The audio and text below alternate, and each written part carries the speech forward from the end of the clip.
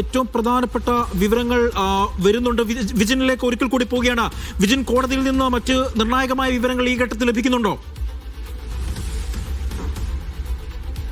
Aji, arrest തടയുന്നില്ല എന്നുള്ള ഒരു നിരീക്ഷണം കോടതി ഇപ്പോൾ നടത്തി എന്നുള്ളതാണ് മനസ്സിലാക്കാൻ കഴിയുന്നത്. അങ്ങനെയാണ് സിജോ നൽകുന്ന വിവരം. അറസ്റ്റ് തടഞ്ഞിട്ടില്ല എന്നുള്ള വിവരങ്ങൾ വരുന്നു. അങ്ങനെയെങ്കിൽ ഈ അറസ്റ്റ് തടയണമെന്ന ആവശ്യം, പ്രതിഭാഗത്തിന്റെ ആവശ്യം, അത് നിരസിച്ചിരിക്കുന്നു കോടതി എന്ന് ഈ ഘട്ടത്തിൽ നമുക്ക് മനസ്സിലാക്കാൻ കഴിയും. കൂടുതൽ വിവരങ്ങൾ കോടതിയിൽ നിന്ന് എന്തായാലും ലഭിക്കേണ്ടതുണ്ട്. കഴിഞ്ഞ തവണത്തേതുപോലെ അടച്ചിട്ട മുറിയിലുള്ള വാദമല്ല ഇത്തവണ നടക്കുന്നത്. ഹർജി തിങ്കളാഴ്ച പരിഗണിക്കുമെന്നുള്ള ഏറ്റവും പുതിയ വിവരം സിജോ അവിടെ നിന്നും നൽകുന്നു. രാഹുലിന്റെ അറസ്റ്റ് തടഞ്ഞിട്ടില്ല കോടതി എന്നുള്ള ഏറ്റവും പുതിയ വിവരമാണ് ഇപ്പോൾ വന്നുകൊണ്ടിരിക്കുന്നത്.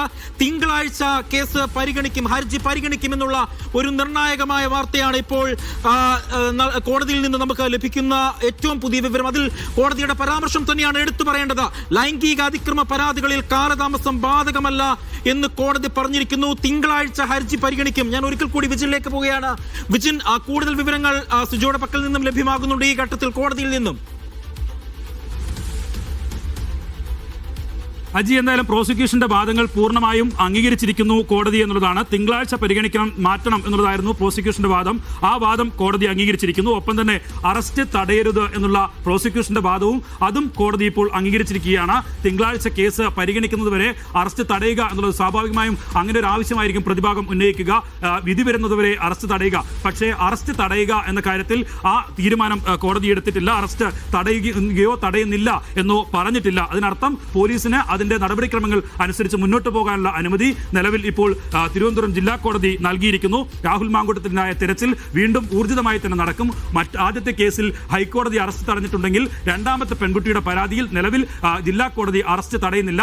അറസ്റ്റ് നടപടികളുമായി മുന്നോട്ട് പോകാനുള്ള അനുവാദം മൗനമായി തന്നെ കോടതി ഇപ്പോൾ നൽകിയിരിക്കുന്നു എന്ന് ഈ ഘട്ടത്തിൽ പറയാം. തിങ്കളാഴ്ച വരെ, ഇന്ന് ശനിയാഴ്ചയാണ്, 2 ദിവസം കൂടി കഴിഞ്ഞാണ് കോടതി കേസ് പരിഗണിക്കാൻ ഇരിക്കുന്നത്. തിങ്കളാഴ്ച പരിഗണിക്കണം എന്നുള്ള പ്രോസിക്യൂഷന്റെ വാദം പൂർണ്ണമായും കോടതി അംഗീകരിച്ചിരിക്കുന്നു. അതുകൊണ്ട് തന്നെയാണ് അറസ്റ്റ് തടയുന്നില്ല, തിങ്കളാഴ്ച പരിഗണിക്കാം എന്ന നിലപാടിലേക്ക് കോടതി എത്തിച്ചേർന്നിട്ടുള്ളത്. എന്തായാലും പ്രതിഭാഗം നേരത്തെ വാദിച്ചത് അറസ്റ്റ് തടയണമെന്നാണ്. പക്ഷേ ആ നിലപാട്, ആ ആവശ്യം കോടതി അംഗീകരിക്കുന്നില്ല. പ്രോസിക്യൂഷന്റെ വാദങ്ങൾ, പരാതിക്കാരിയുണ്ട്, തെളിവുകൾ ഉണ്ട്, കൂടുതൽ തെളിവുകൾ ഹാജരാക്കാൻ ഇപ്പോൾ ഏറ്റവും പുതിയ വിവരങ്ങൾ നൽകാൻ സിജോ വി ജോണും കൂടെ നമ്മുടെ കൂട്ടത്തിൽ ചേരുന്നുണ്ട്.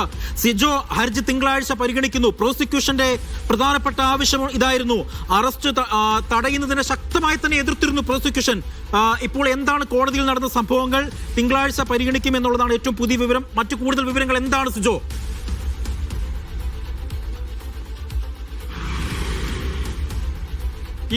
ഇതുമായി ബന്ധപ്പെട്ട് പോലീസിന്റെ റിപ്പോർട്ട് പരിഗണിക്കണം. ആ റിപ്പോർട്ട് കൂടി പരിഗണിച്ച ശേഷം മാത്രമേ ഒരു തീരുമാനം എടുക്കാവുള്ളൂ എന്നുള്ള ഒരു ശക്തമായ വാദമാണ് പ്രോസിക്യൂഷൻ കോടതിയിൽ ഉന്നയിച്ചിരിക്കുന്നത്. ഈ കാര്യം കൂടി പരിഗണിച്ചുകൊണ്ടാണ് ഇപ്പോൾ അറസ്റ്റ് ഈ ഘട്ടത്തിൽ തടയാനാവില്ല എന്ന നിലപാടിലേക്ക് കോടതി എത്തിയിരിക്കുന്നത്. എന്തായാലും തിങ്കളാഴ്ച ഈ ഹർജിയിൽ വിശദമായി വാദം കേൾക്കും. അതിനുശേഷമായിരിക്കും ഇതിൽ ഒരു തീരുമാനമെടുക്കുക. എന്തായാലും രാഹുലിനെ സംബന്ധിച്ചിടത്തോളം വലിയ തിരിച്ചടിയാണെന്ന് പറയേണ്ടി വരും. കാരണം ഇന്ന് ഹൈക്കോടതിയിൽ നിന്ന് ആദ്യത്തെ കേസിൽ അറസ്റ്റ് തടഞ്ഞതിനെ തുടർന്നാണ് രാഹുൽ ഈ രണ്ടാമത്തെ കേസിൽ മുൻകൂർ ജാമ്യാപേക്ഷയുമായി തിരുവനന്തപുരം ജില്ലാ കോടതിയെ സമീപിക്കുന്നത്. ഉച്ചയ്ക്ക് ഈ ഹർജി ഫയൽ ചെയ്യുന്നു. ഉച്ചയ്ക്ക് ശേഷം തന്നെ ഇത് 2:30 തന്നെ ഇത് പരിഗണിക്കുകയും ചെയ്തിരുന്നു. എന്നാൽ അറസ്റ്റ് തടയണമെന്ന രാഹുലിന്റെ ആവശ്യം കോടതി ഒരു ഘട്ടത്തിലും അംഗീകരിച്ചിരുന്നില്ല എന്നുള്ളതാണ്. രാഹുൽ പറഞ്ഞിരുന്നത് ഈ കേസ് ഒരു കെട്ടിച്ചമച്ച കേസാണ്, ഇതിങ്ങനെ ഒരു സംഭവമേ ഉണ്ടായിട്ടില്ല, ഒരു പരാതിക്കാരിയില്ല, ഒരു മൊഴിയില്ല, ഇത് വെറും ഒരു രേഖാമൂലം വന്നിരിക്കുന്ന ഒരു ഇമെയിലിന്റെ അടിസ്ഥാനത്തിൽ മാത്രം എടുത്തിരിക്കുന്ന ഒരു കേസാണ് എന്നുള്ളതാണ്. പക്ഷേ പ്രോസിക്യൂഷൻ അതിനെ ശക്തമായി എതിർത്തതെന്ന് പറയുന്നത് ഇത് ഈ പരാതി നിസ്സാരമായി കാണാൻ സാധിക്കില്ല. രാഹുൽ അങ്ങനെ പറയുമ്പോഴും രാഹുലിന്റെ പാർട്ടിയുടെ അധ്യക്ഷന് ലഭിച്ച പരാതിയുടെ അടിസ്ഥാനത്തിലാണ് കേസെടുത്തിരിക്കുന്നത്. KPCC പ്രസിഡന്റിനാണ് ഇത്തരത്തിലൊരു പരാതി ലഭിക്കുന്നത്.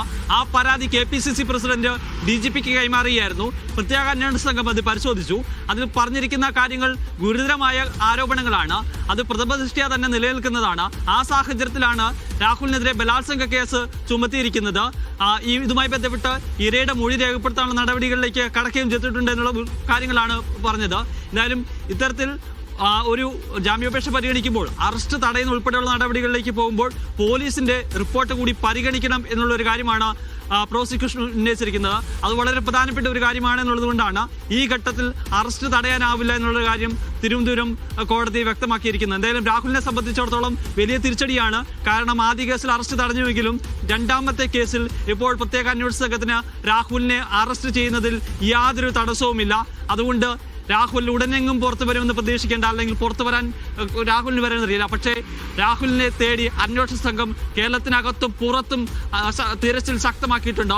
വൈകാതെ തന്നെ രാഹുലിനെ പിടികൂടുമെന്നാണ് അന്വേഷണ സംഘം പറയുകയും ചെയ്യുന്നത്. എന്തായാലും ഇന്നത്തെ കേസിൽ അറസ്റ്റ് തടഞ്ഞിരുന്നെങ്കിൽ രാഹുൽ മാങ്കൂട്ടത്തിന് പുറത്തു വരാമായിരുന്നു. കാരണം 2 കേസുകളിലും അറസ്റ്റ് തടഞ്ഞു കഴിഞ്ഞാൽ രാഹുലിനെ സംബന്ധിച്ചിടത്തോളം പുറത്തു വരുന്നതിനോ മറ്റ് നിയമപ്രശ്നം അല്ലെങ്കിൽ പോലീസിനെയൊന്നും ഭയപ്പെടേണ്ട ആവശ്യമില്ല.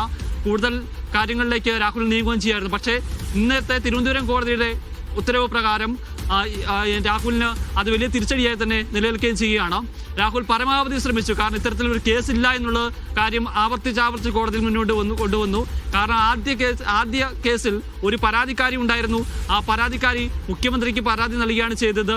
അവരുടെ കയ്യിൽ തെളിവുകളൊക്കെ ഉണ്ടായിരുന്നു.